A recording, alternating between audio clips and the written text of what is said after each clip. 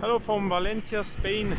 We have a huge rainy storm and many damages. You can see the streets are totally dirty.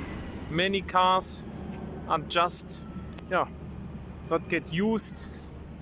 Let's see what happened again here. You see many damages. Always with water, with rain.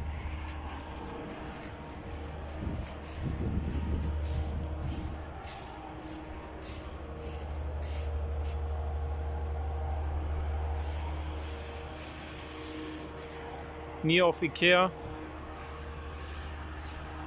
and you see of course here many damages.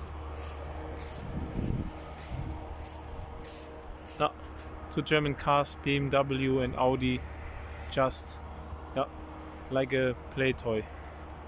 Really crazy.